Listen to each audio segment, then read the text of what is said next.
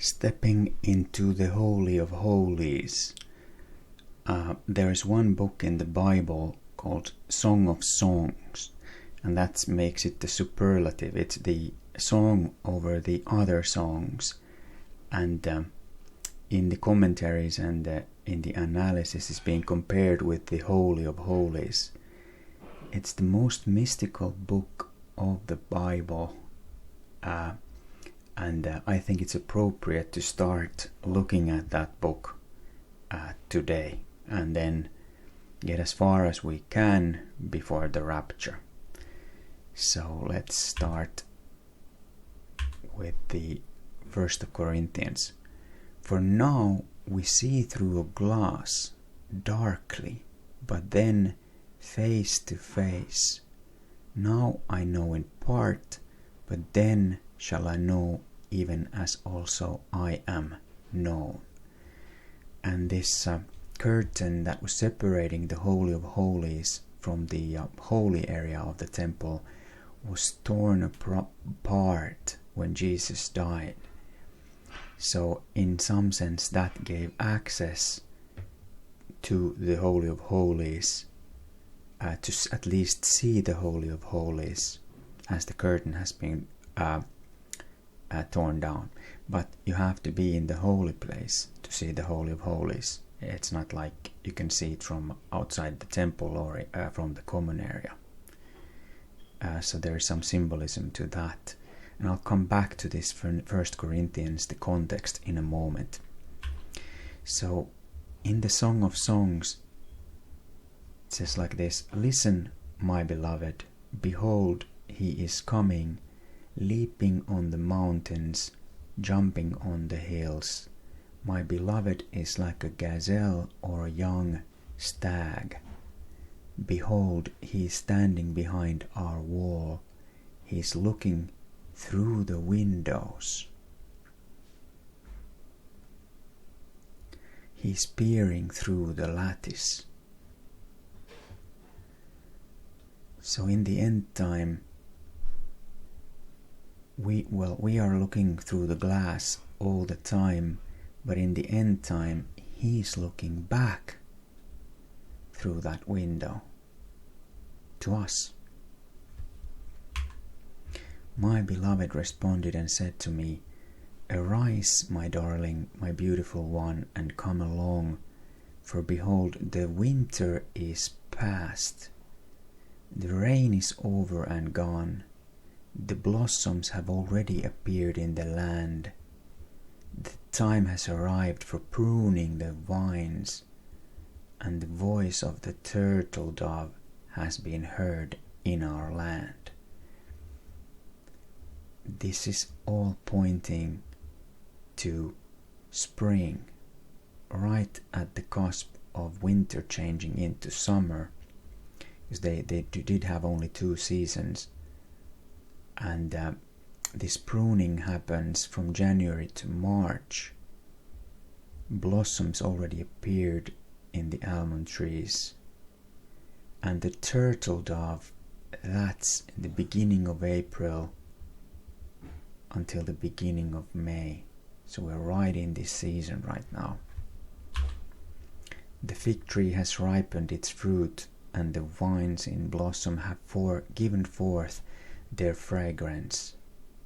Arise, my darling, my beautiful one, and come along.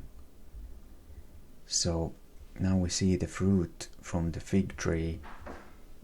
They have been given enough time, and the fragrance from the vines has been given forth. This all happens in the springtime, right as we turn into the summer.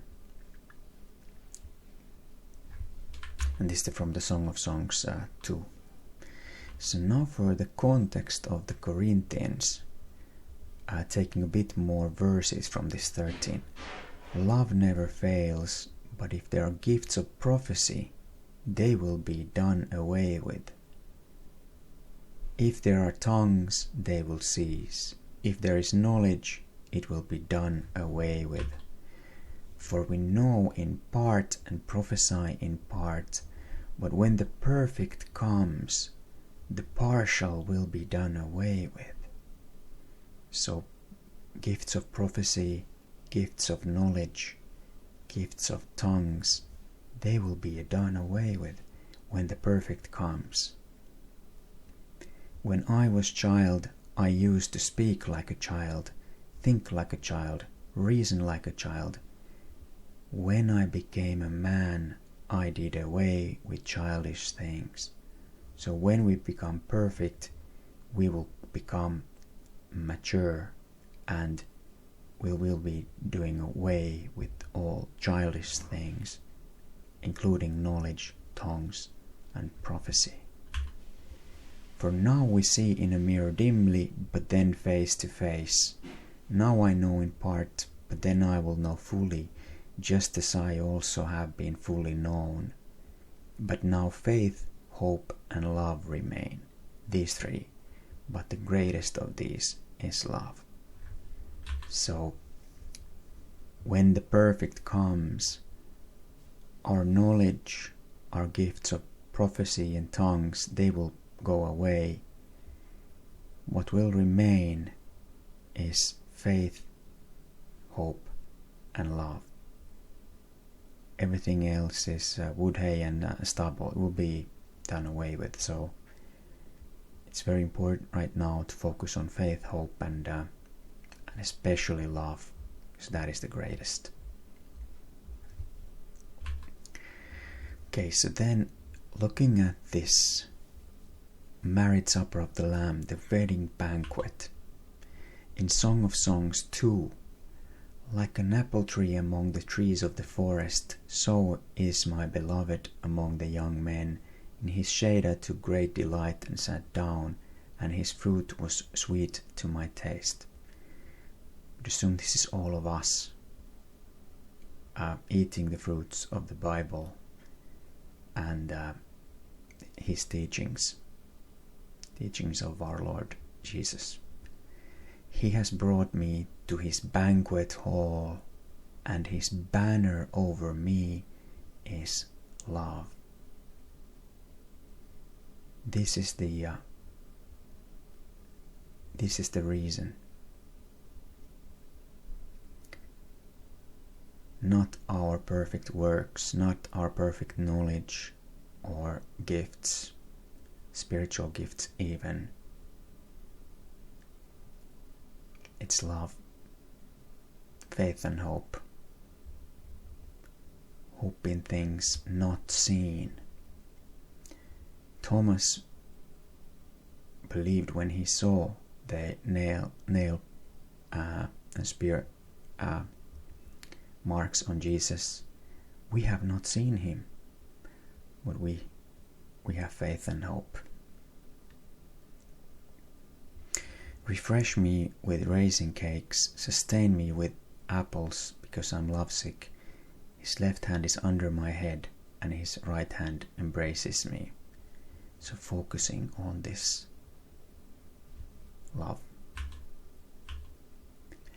My beloved is mine, and I am his. He pastures his flock among the lilies, until the cool of the day, when the shadows flee. Turn, my beloved, and be like a gazelle or a young stag on the mountains of Bether. Bether means separation. So perhaps rapture is us jumping away with him like a gazelle or a stag through the mountains of separation to the other side. And the final thought, and we have known and believed that the love that God hath to us. God is love, and he that dwelleth in love dwelleth in God, and God in him. Herein is our love made perfect, that we may have boldness in the day of judgment, because as he is, so are we in this world. There is no fear in love, but perfect perfect love casteth out fear, because fear hath torment. He that feareth is not made perfect in love. We love him because he first loved us. From 1 John. Thank you.